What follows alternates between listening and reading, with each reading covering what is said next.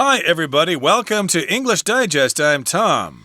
Hi, I'm Stephanie. Tom, we're going to slow it down a little today. We are? Yeah, it's our all-English lecture. Yeah, we better slow it down because it is a very hot summer. And you know something? Our Chinese teacher was fed up with working on these hot days and asked to have an extra day off. So, because it's a Friday, we decided to let the Chinese teacher have a 3-day weekend. And so we're having our all-English lecture today. No Chinese teacher today. And even though I have studied a lot of Chinese, and you have too, and we'd love to show off, we got to keep our mouths shut here and speak only in English here. Yeah, we get whipped if we say any Chinese words. So I don't want anyone to whip me, Tom. So we need to really just stick with English here.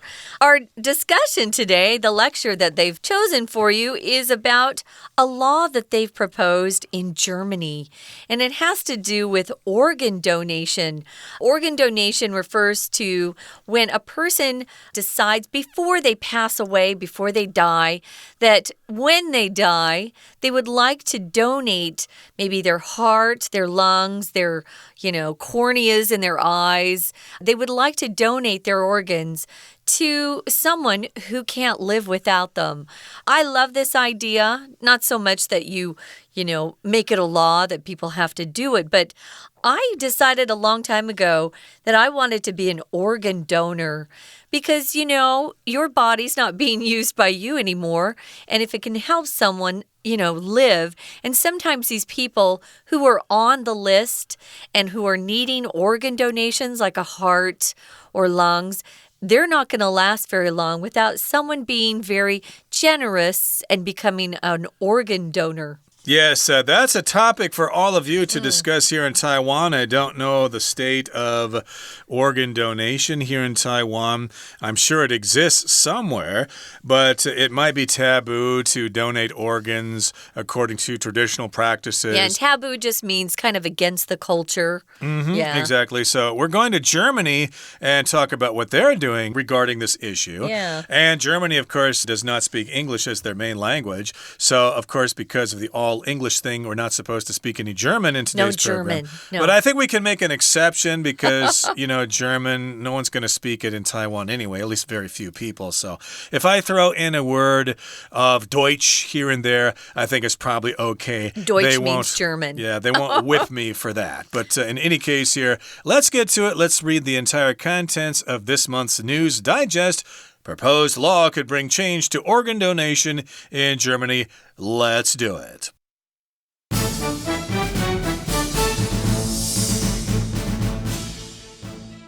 When one of our organs stops functioning well, it can spell trouble.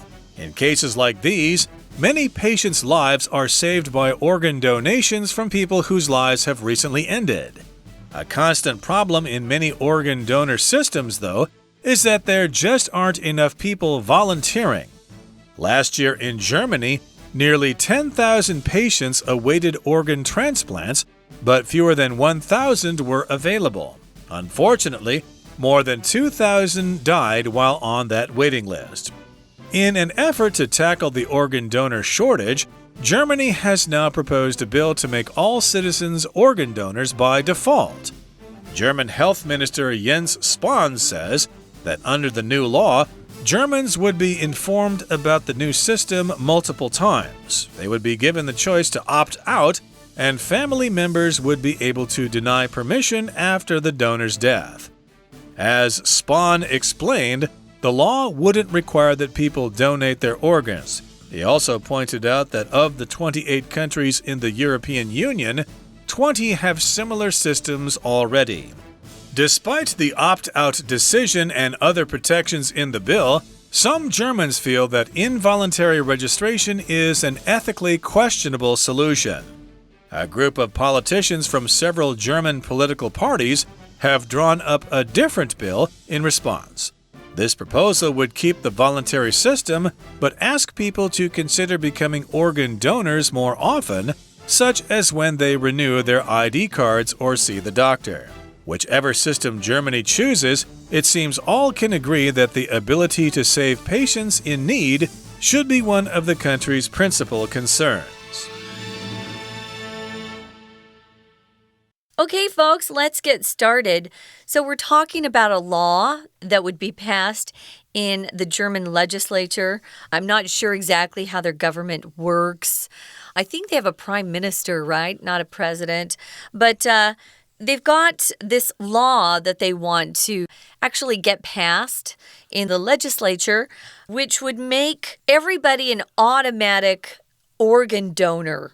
So you would automatically be an organ donor unless you chose to opt out. If you opt out of something, it means you choose to not participate in some sort of program.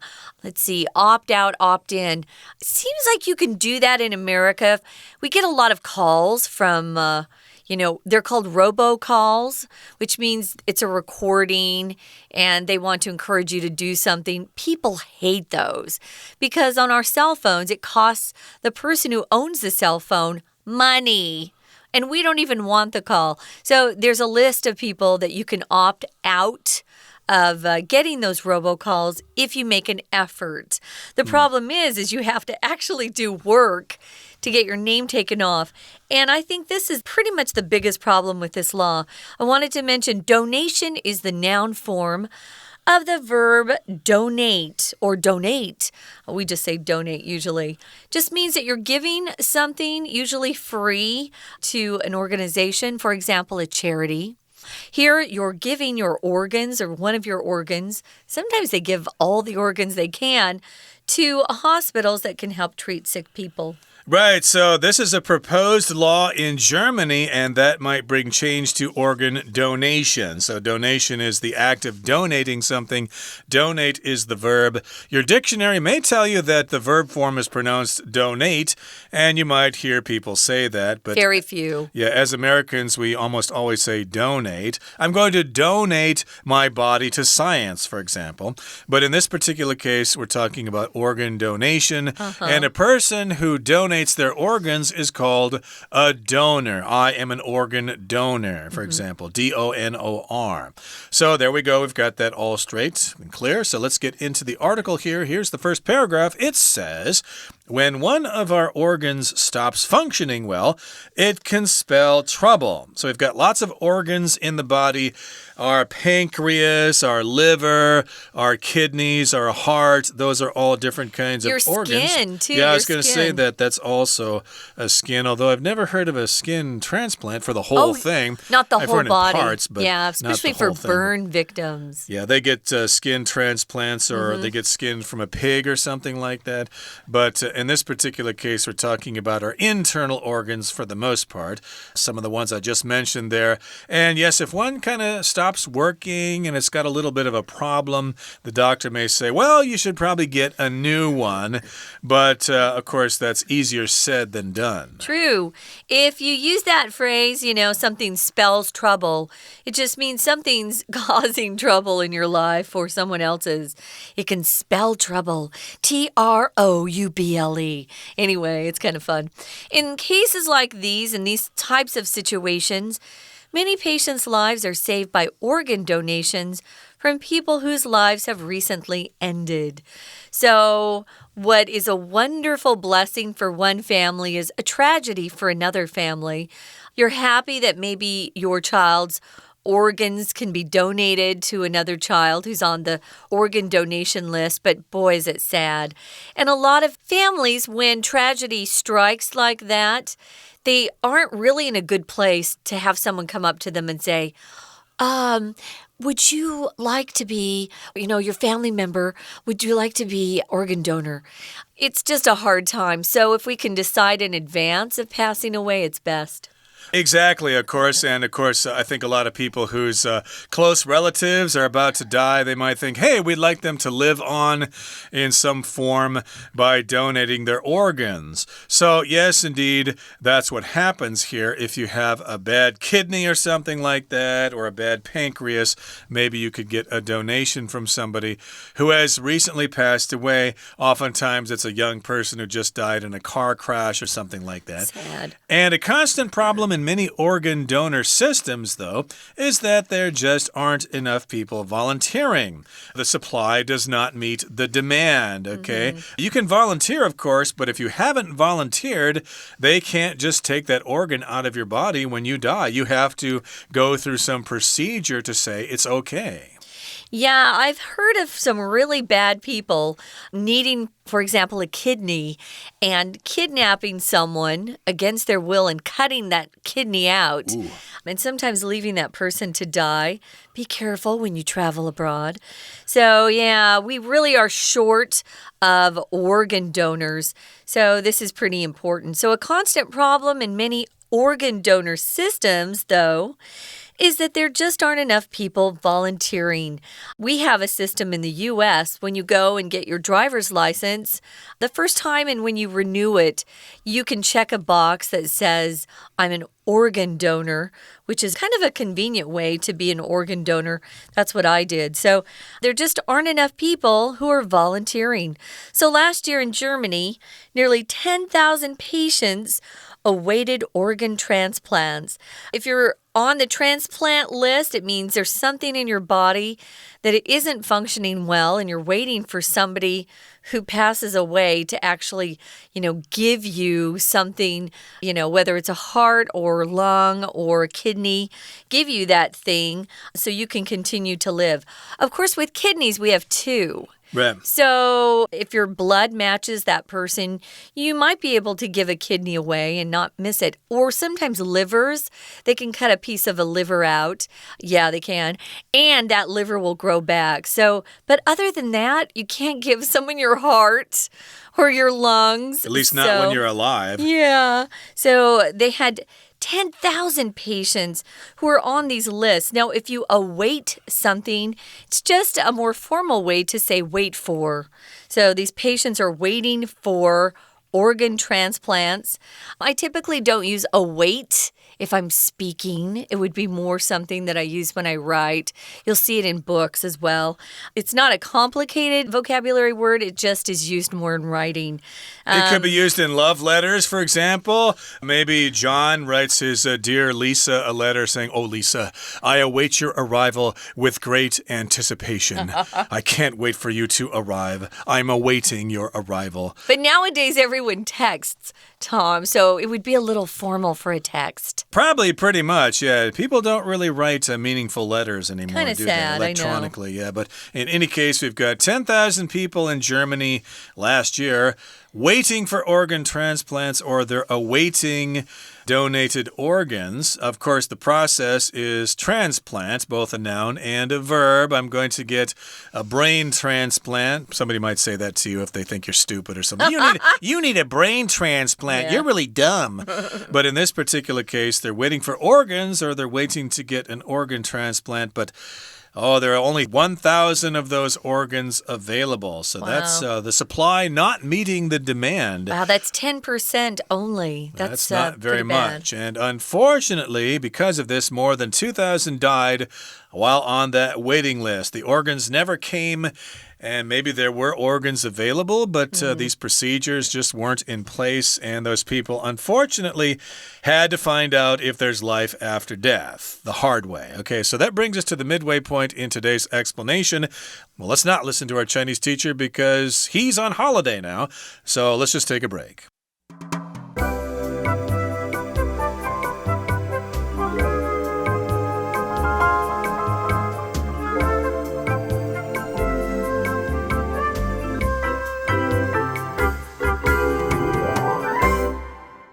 Welcome back, folks. It's our all-English lecture today.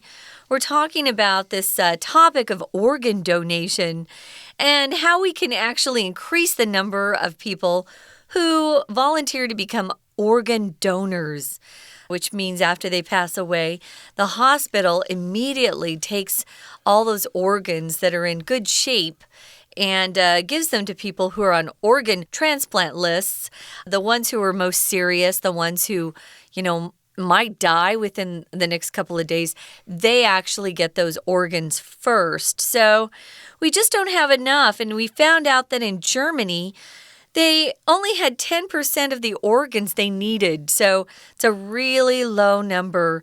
And unfortunately, a lot of those people who are awaiting organ transplants, they pass away before they can get that organ. That's right. So, of course, this is a big problem. There is this shortage of organs, at least in Germany and probably in other places. So, in an effort to tackle the organ donor shortage in order to solve this problem, Germany has now proposed a bill or a law to make all citizens organ donors by default. So, here in this sentence, we have the word tackle, which means to confront and solve a problem. It can also be used in sports, like in American football or in rugby. It's when you take a player and put them on the ground. That's to tackle there. But in this particular case, to tackle just means to kind of handle a difficult problem. Hey, don't worry, boss. I'll tackle that problem and it will be no problem by tomorrow. But in this particular case, we want to handle the organ donor shortage. Shortage just means you don't have enough of something. And of course, they say that in the future, there may be food shortages as a result of climate change. So you probably better make preparations. Yeah, so Germany now has a bill that they've proposed, which will make all citizen organ donors by default. When you say something by default, it just means that's automatic. You don't have to do anything. If this law really does pass, it just means if you're a citizen of Germany, you automatically become an organ donor. There are a lot of things we use this phrase for when we say something's by default. For example, if you sign up for Facebook, at least initially, you had to agree to all of their rules or terms of service, as they call them, or TOS. That was by default. But now, at least, if you do some work, you can opt out. We're going to talk about what opting out means. German health minister, whose name is, how did you pronounce his name? Jens Spahn says that under the new law, Germans would be informed about the new system multiple times. So they wouldn't just pass the law and then, expect people to just not hear about it. They will be, if the law passes, that is. I hope it doesn't, because it seems to take away people's freedom. If the law passes, they will actually try to get the message out, or as we like to say, get the word out. Let people know about this law so they know that they're automatically organ donors if the law passes, and they're German citizens. Right, so they have the choice to opt out. They can choose not to participate, even though by default, everybody is an organ donor. But you can say, hey, but I don't want to do that. It's against my religious beliefs or something. Yeah, I think the Jews are against that. It sounds like they would be against that. Maybe Muslims as well, or other religious people. Or for whatever reason, maybe you think it's just too weird to have your organ cut out of your dead body or something like that. So you can always opt out for whatever reason. You have that option. You have that choice. And even after you pass away, your family members, your wife or whoever could say, hey, yes, it's part of the law, but I'm not going to give you permission to take my husband's organs. So permission means basically when someone says you can do that. You need to get permission from the teacher to go to the bathroom. Oh, that's not so bad. So there is a part of the law that if the family hadn't really been very aware of it, that as that family member passed away, the hospital would have to come to the family members, and the family members could then actually deny permission. You need permission to do a lot of things in this world, right? Sure. Especially if you're a young person, you're not quite an adult. You have to go to your parents to get their permission to do things. Well, here, family members could say, yeah, no way. You're not taking my family member's heart or lungs or things like that. So as Spahn explained, remember, he's the health minister in the country of Germany. The law wouldn't require that people donate their organs. So you don't have to. It's not forced on you. It just makes organ donation a little quicker and easier because a lot of people really don't pay attention to a lot of the stuff that the government does.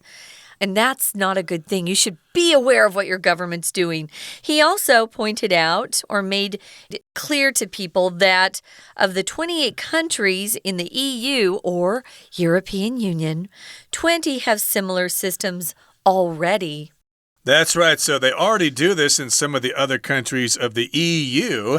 And here in the next paragraph it says, despite the opt-out decision and other protections in the bill, some Germans feel that involuntary registration is an ethically questionable solution. So despite here just means even though there are these protections in the bill and even though you can opt out, still some people in Germany think that doing this without doing it voluntarily, in other words, doing it involuntarily, if you do it in that way, well, that's kind of ethically questionable. Ethically here just refers to how things are done, whether you do it right or wrong. We often talk about ethics in various professions, okay? Maybe as a lawyer, you might be disbarred or something. You can no longer practice because of some kind of ethical violation. Yeah, which means it's not illegal, but it's immoral. Most people would go, that's not right. A lot of politicians are not ethical. We could say that very easily. Sure. I was thinking about a situation that would apply here. What if someone didn't have any family members? Maybe it's an only child. His parents are gone. He doesn't have any siblings, brothers or sisters. If that person, died in a car accident, they would still take his organs. There's no one there to say, wait a minute. I knew him and he didn't want this to happen. Unless he opted out before he passed away. Or a homeless person. A lot of times nobody even knows they pass away. So, yeah, it seems a little bit ethically challenging, you could say, or ethically questionable. Unethical, maybe you could say that. Not Immorally immoral. Just kind of immoral. So, yeah, I'm all for freedom, so I'm always going to choose the side of more freedom, not less.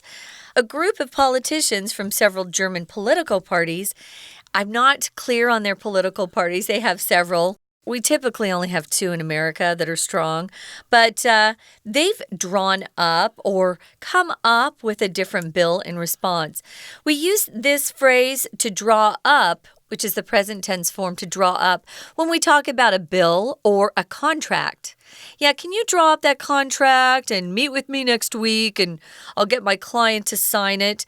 Yeah, that's when you draw something up. It doesn't mean you're, drawing, artistically or using a paintbrush. No, it means you're writing something down and it's usually a contract, a lease, something pretty formal, a law. Yeah, like that. Yeah, you kind of prepare a kind of written document, basically. So they're going to draw up this bill in response to this German bill. And this proposal would keep the voluntary system, but ask people to consider becoming organ donors more often, such as when they renew their ID cards or when they see the doctor. Yeah, give them a chance. So they've got the voluntary system now. Yeah. It's not required by default. You can donate if you want to or if you don't want to. So it's voluntary.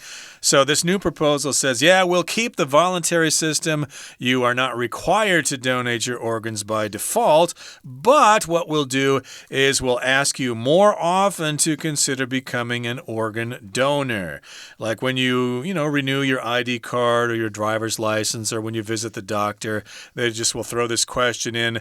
By the way, would you like to become an organ donor? If you want to, you can sign this form here and we'll put some kind of sticker on your driver's license like they do where I'm from. Yeah, they do.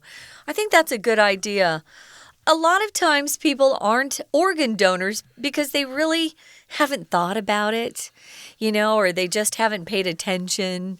If someone in your family was on an organ transplant list, you would be very aware of how many people are organ donors. But if you've never had the need of an organ from someone, sometimes you just aren't aware of it.